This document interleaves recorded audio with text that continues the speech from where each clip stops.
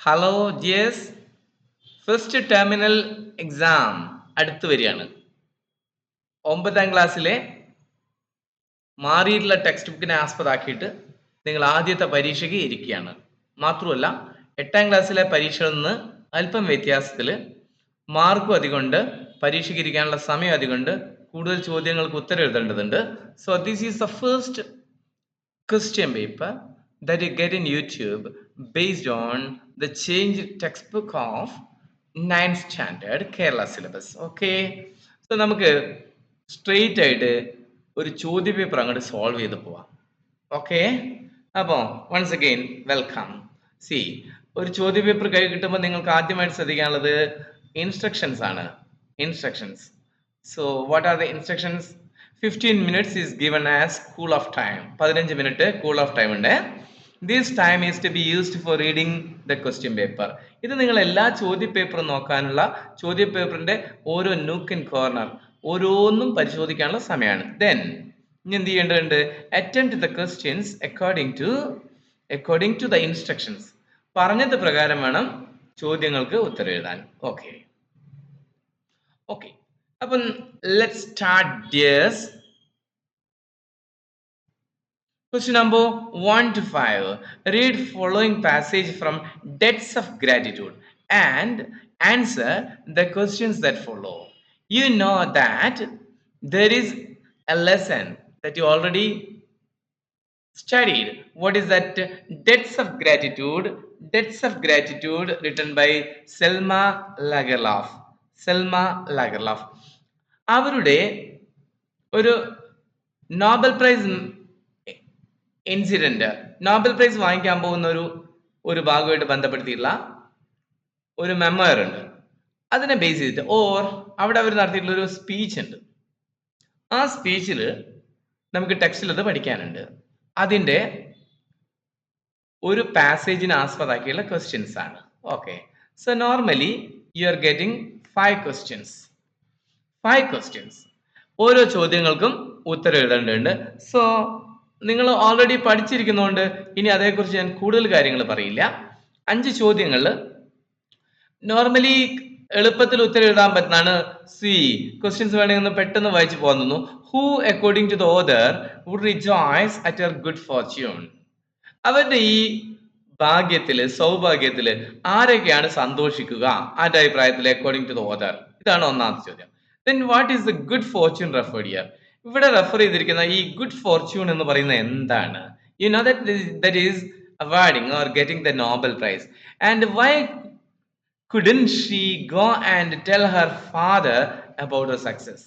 എന്തുകൊണ്ടാണ് ഫാദറിനോട് അത് പറയാൻ പറ്റാത്തത്? Because he was already dead.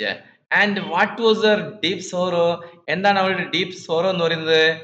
Her deep sorrow was that her father couldn't attend that function.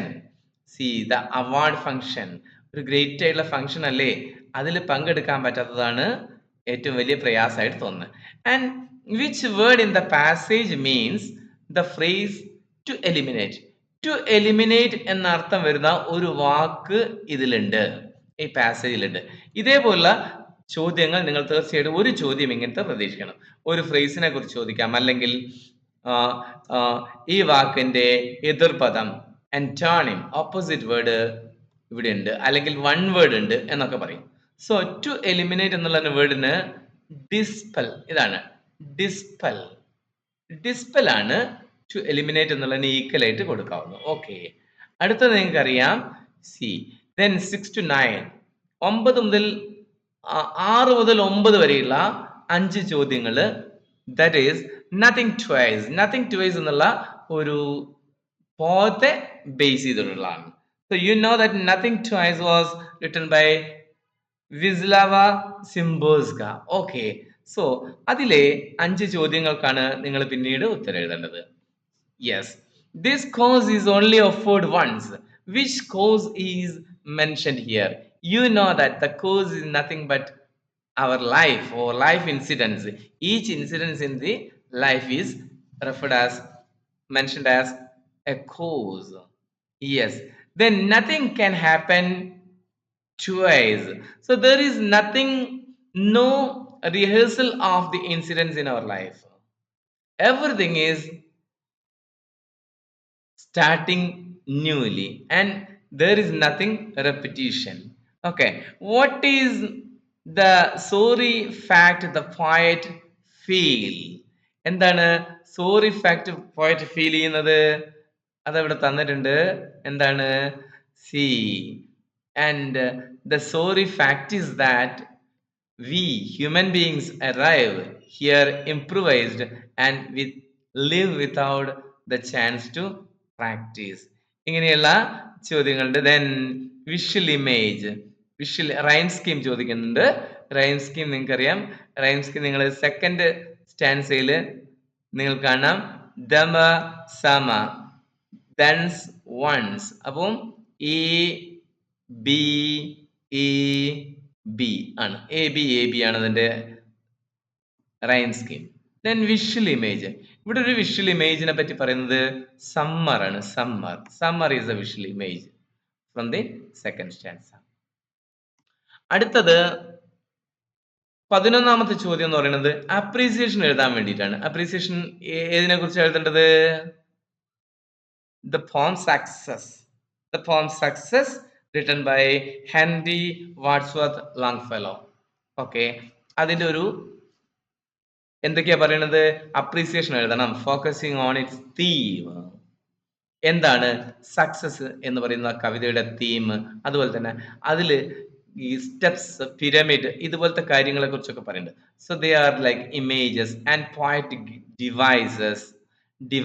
Poetic devices എന്ന് പറഞ്ഞാൽ റൈമിംഗ് പെയർ, റൈം സ്കീം, എസണൻസ്, എലിട്രേഷൻ, ഇങ്ങനത്തെ സാധനങ്ങളൊക്കെ അതിൽ നിന്ന് കണ്ടുപിടിച്ച് അതൊക്കെ ഇതിലുണ്ടെന്ന് പറഞ്ഞ് എഴുതിയാൽ U will surely get 5 marks. Okay, now let us move to another question. So question number 12 to 16, read the following passage, answer the questions below. ഇത് പുറമേ നിന്നുള്ള നമുക്ക് പഠിക്കാനില്ലാത്ത ഒരു പാസേജിനെ ആസ്പദമാക്കിയിട്ടുണ്ട്. Here I gave you a passage from a world traveler called Magellan. നിങ്ങൾ കേട്ടിട്ടുണ്ടാവും Ferdinand Magellan എന്ന് പറയുന്ന ലോകസഞ്ചാരം നടത്തിയുള്ള വ്യക്തിയെ കുറിച്ചാണ്. ആ passage very easy to understand. അതിൽ നിന്നുള്ള 5 ചോദ്യങ്ങൾ കൊടുത്തിട്ടുണ്ട്. ആ 5 ചോദ്യങ്ങൾക്ക് നിങ്ങൾക്ക് എളുപ്പത്തിൽ ഉത്തരം എഴുതാൻ പറ്റും. അതിൽ 16ാമത്തെ ചോദ്യമായിട്ട് വരുന്നത് ആ പാസേജിനെ ബേസ് ചെയ്തിട്ട് A complicated and difficult situation എന്നുള്ള ഫ്രേസിന് ഈക്വൽ ആയുള്ള ഒരു വേർഡ് ഇവിടെ കൊടുത്തിട്ടുണ്ട്. What is that? ഈക്വൽ ആയുള്ള ഒരു വേർഡ് കൊടുത്തിട്ട് എന്താ അറിയോ? quagmire. This is the word. ഇതുപോലെ ഫസ്റ്റ് പാസേജിൽ നിങ്ങൾ അത് കണ്ടിരുന്നു. ഇതുപോലത്തെ ചോദ്യങ്ങൾ നിങ്ങൾ പ്രതീക്ഷിക്കണം. ഓക്കെ, ഇനി നമ്മൾ ഇത്തിരി ലോങ് ആയിട്ട് എഴുതുന്ന ചോദ്യങ്ങളിലേക്ക് പോവാണ്. And you are getting more marks. Question number 17, 18 രണ്ടിൽ ഏതെങ്കിലും ഒന്ന് എഴുതിയാൽ മതി. Answer any one of the following questions. അതില് 17ാമത്തെ ചോദ്യമായിട്ട് തന്നിട്ടുള്ളത് half a day by Naguib Mahfouz is an interesting story that is very easy to remember. ഒന്നാമത്തെ സ്റ്റോറി നിങ്ങൾക്കറിയാം, half a day, a boy spending his time in school a full day and this is symbolically depicted as life itself. So okay, and what happened in author's life in that particular day? അന്ന് ആ ദിവസം ഓഥറുടെ ലൈഫിൽ എന്തൊക്കെയാണ് സംഭവിച്ചത് എന്നാണ് ചോദ്യം. Prepare A likely narrative. എങ്ങനെയാണ് author കഥ പറഞ്ഞു തുടങ്ങിയിട്ടുള്ളത്? സോ അവിടെ ഫസ്റ്റ് പേഴ്സൺ നരേറ്റീവ് ആണ് കഥയെങ്കിൽ നിങ്ങൾ കഥ പറഞ്ഞു തുടങ്ങേണ്ടത് ദ ബോയ് ഓർ ഹീ. അപ്പൊ ഇങ്ങനെ തുടങ്ങാം. You may start like this. ഇങ്ങനെയും നിങ്ങൾക്ക് തുടങ്ങാം. The boy was walking to school with his father. All his clothes were new. ബാക്കി ഭാഗമൊക്കെ ആ കഥയുടെ ഒരു ചുരുക്കം നിങ്ങൾ അവിടെ എഴുതണം. അതുപോലെ തന്നെ നരേറ്റീവ് ആണ്. അപ്പോ നിങ്ങൾക്ക് വിശദമായിട്ട് എഴുതണം തോന്നുമെങ്കിൽ ചില ഭാഗങ്ങൾ നിങ്ങൾക്ക് വിശദമായിട്ട് എഴുതാം. അതിലെ സംഭവ വികാസങ്ങൾ, ഇൻസിഡൻസിനെ ബ്ലോ അപ്പ് ചെയ്ത് വികസിപ്പിച്ച് എഴുതുകയാണ് വേണ്ടത്. പ്രധാനപ്പെട്ട സംഭവങ്ങൾ ഓർക്കുക, എന്നിട്ട് അതിനെ ഓരോ ചെറിയ ചെറിയ പാസേജുകളായിട്ടൊക്കെ എഴുതാം. ഓക്കെ, അതിൽ സംഭാഷണങ്ങളൊക്കെ ഉണ്ട്. അതേ സംഭാഷണങ്ങൾ തന്നെ നിങ്ങൾക്ക് ആ രീതിയിലൊക്കെ ചേർക്കാം. ഓക്കെ, അതിന് സൂചനകൾ തന്നിട്ടുണ്ട്, hints. Father's encouragement, school surroundings, then inside the school, so incidents, and good and bad experiences inside the classroom or school, and then the bell announcing passing of the day, and the strange events happen afterwards, then the passing of the time. ഇങ്ങനെ കുറച്ച് സൂചനകൾ തന്നിരിക്കുന്നു. അപ്പൊ ഈ സൂചനകൾ ഒന്ന് develop ചെയ്ത് എഴുതിയാൽ നമുക്കത് എളുപ്പമാണ്. ഇനി ഒന്നുകിൽ 17ാമത്തെ ചോദ്യം അറ്റൻഡ് ചെയ്യാം, or you can write a speech delivered on the occasion of celebrating Gandhi Jayanti on the topic the significance of Gandhiji's message of non-violence. So second യൂണിറ്റിലെ ഫസ്റ്റ് ലെസൺ എന്ന് പറയുന്നത് ഡ്രീംസ് റിയലൈസ്ഡ് എന്ന് പറയുന്ന മഹാദേവ് ദേശായിയുടെ ഓർമ്മക്കുറിപ്പുകളാണ് ഗാന്ധിജിയെ കുറിച്ചുള്ള. അതില് Gandhiji non വയലൻസിന്റെ, അഹിംസയുടെ significance, പ്രാധാന്യത്തെ കുറിച്ച് പറയുന്നുണ്ട്. അപ്പോ അതിനെക്കുറിച്ച് നിങ്ങൾ സംസാരിക്കുകയാണ്. So you may start like this. So respected teachers and my dear friends, here I am to talk about, or see, you know that we are here on the occasion of celebrating Gandhi Jayanti, and you know the significance of Gandhi's ideas in the recent India too. എങ്ങനെ പറഞ്ഞൊക്കെ നിങ്ങൾക്ക് തുടങ്ങാം. So Gandhi എന്താ സൂചനകള്? Gandhi as father of our nation, leader of our freedom movement, then his ideas, ഗാന്ധിയുടെ പല ഐഡിയകളെ കുറിച്ച് നിങ്ങൾക്ക് പറയാം, കോഓപ്പറേഷൻ, നോൺ വയലൻസ്, അങ്ങനെയൊക്കെയുള്ള കാര്യങ്ങള്.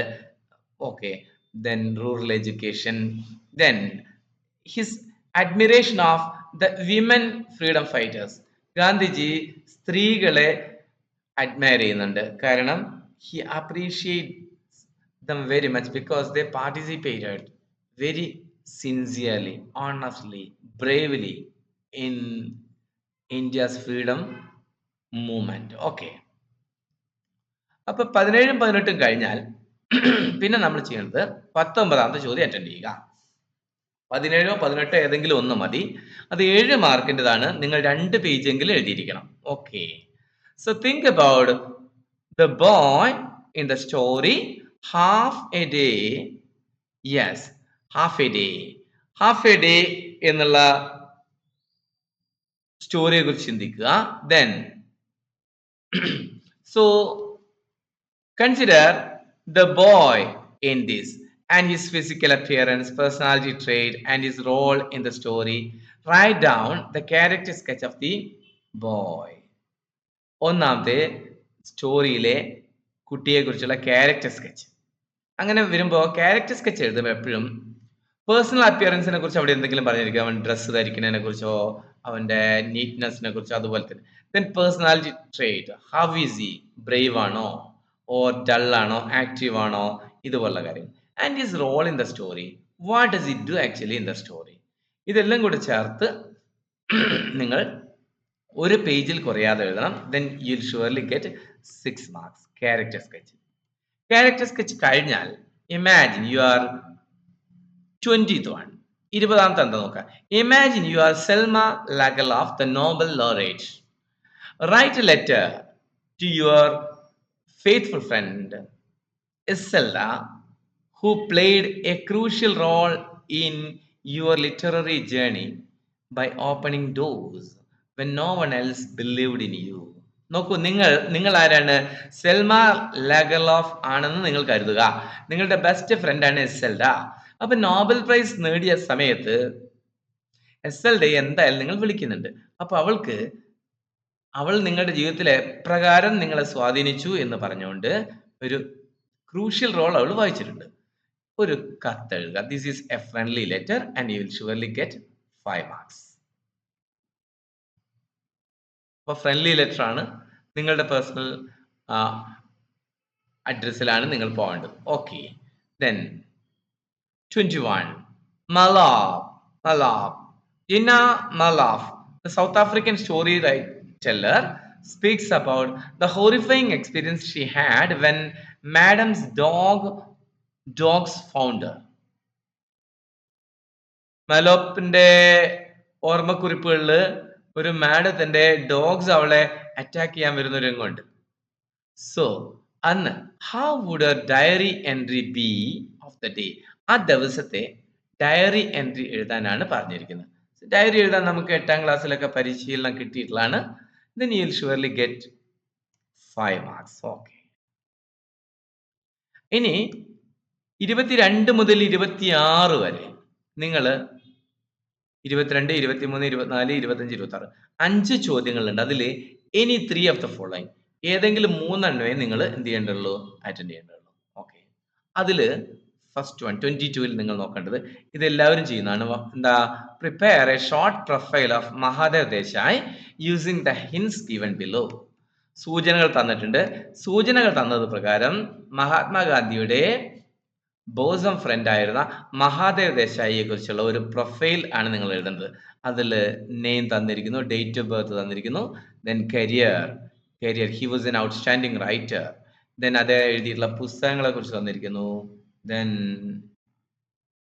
വൈ ഹി വാസ് പോപ്പുലർ, ഏത് അർത്ഥത്തിലാണ് അദ്ദേഹം പോപ്പുലർ ആവുന്നത്, then see was he awarded any prize or something. അതെ, അദ്ദേഹത്തിന് സാഹിത്യ അക്കാദമി അവാർഡ് കിട്ടിയിട്ടുണ്ട് എന്ന് പറയുന്നുണ്ട്. അത് ജീവിച്ചിരുന്നപ്പോഴല്ല, പോസ്റ്റമസ് ആയിട്ട് മരിച്ചതിന് ശേഷം കിട്ടിയത്. But that's an award. Then when did he die? He died on.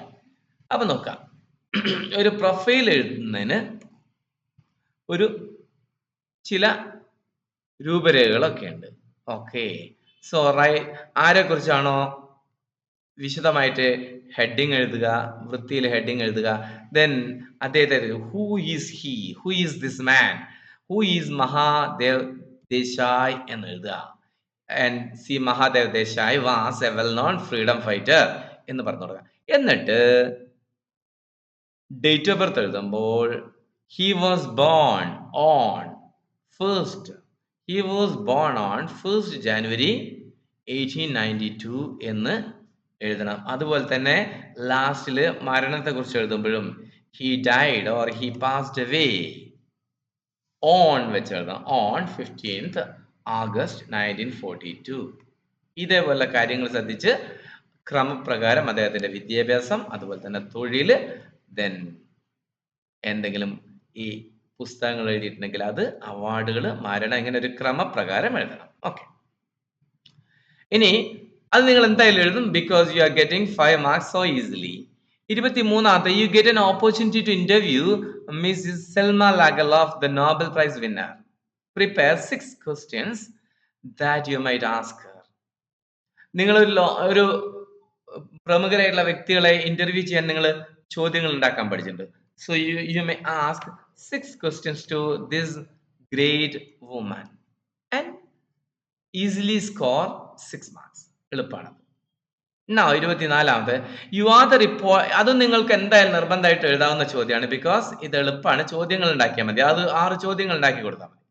U are the reporter of a leading daily English newspaper. അതെ, നിങ്ങൾ റിപ്പോർട്ടറാണ്.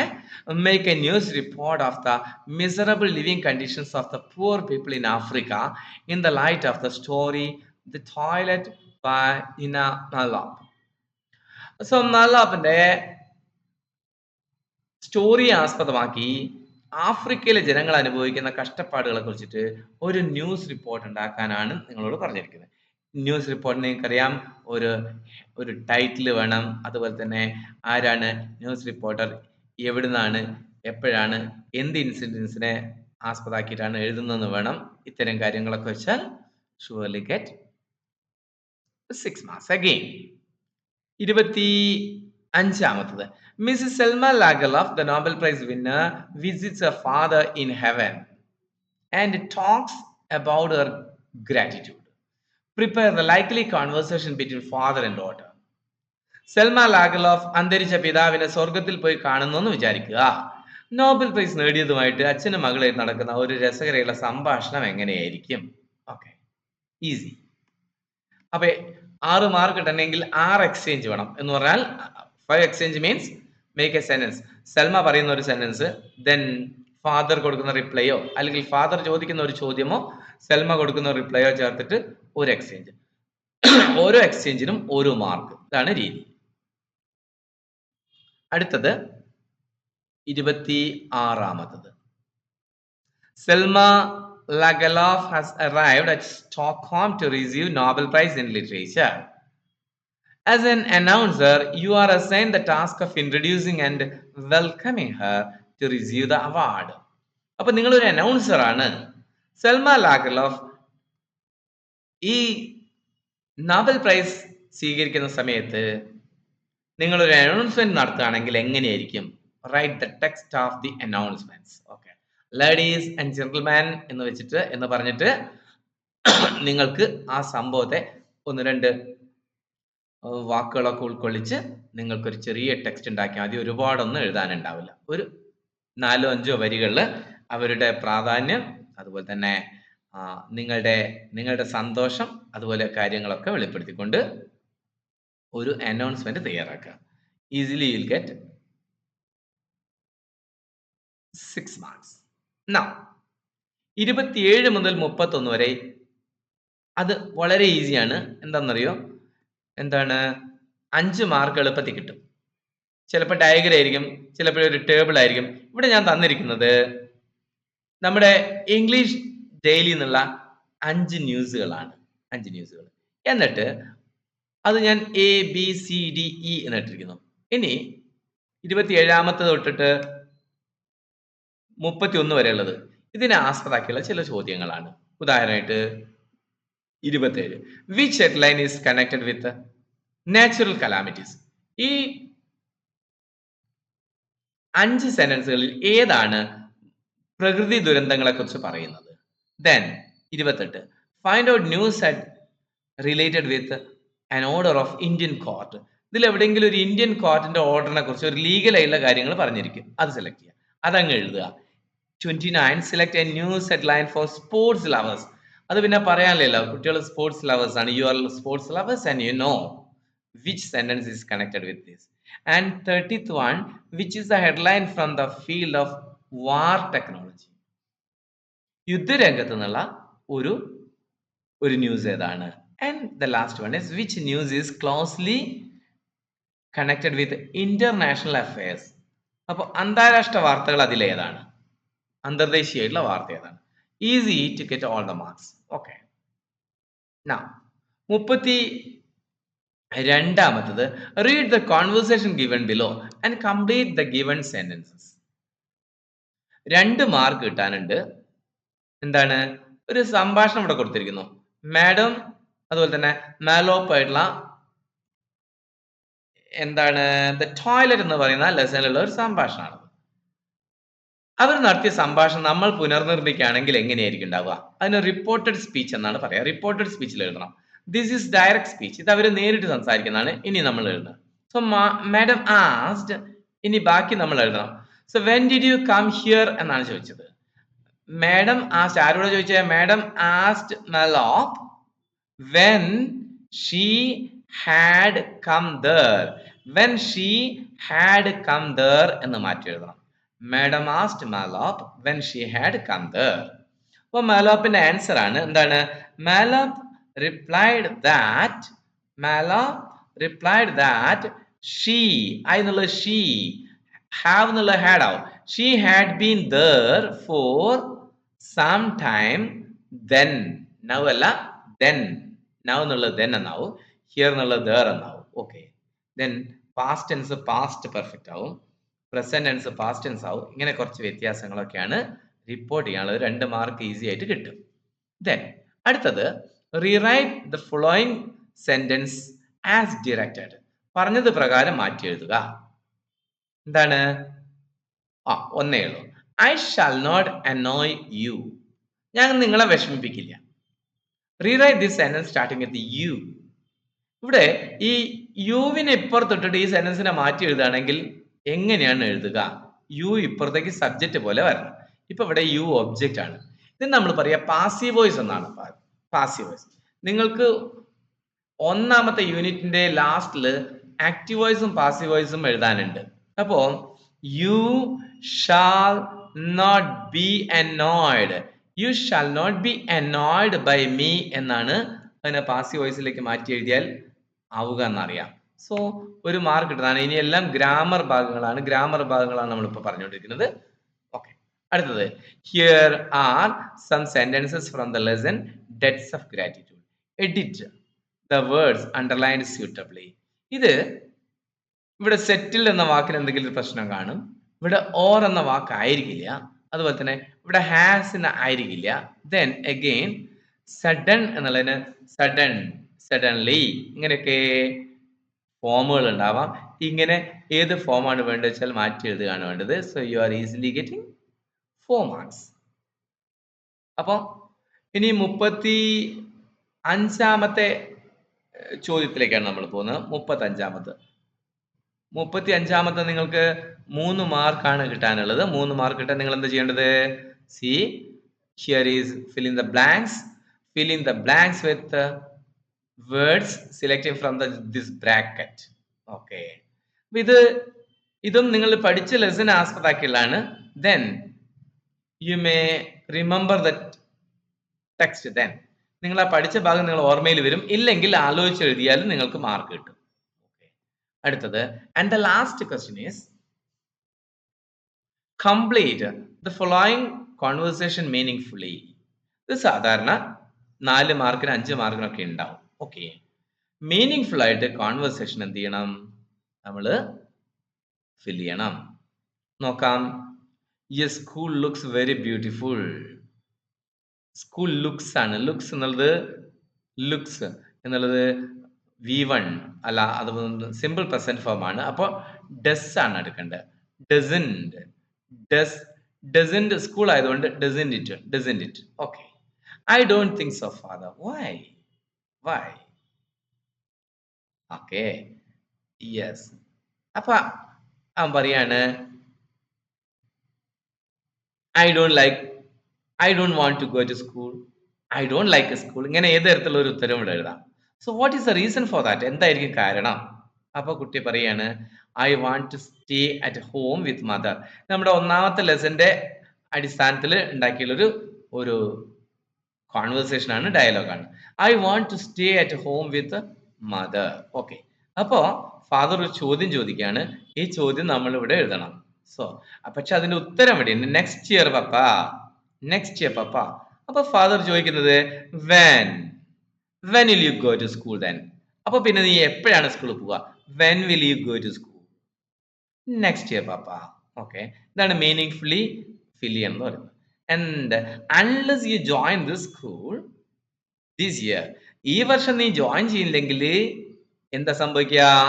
അൺലെസ് ഇല്ലെങ്കിൽ you would lose a year.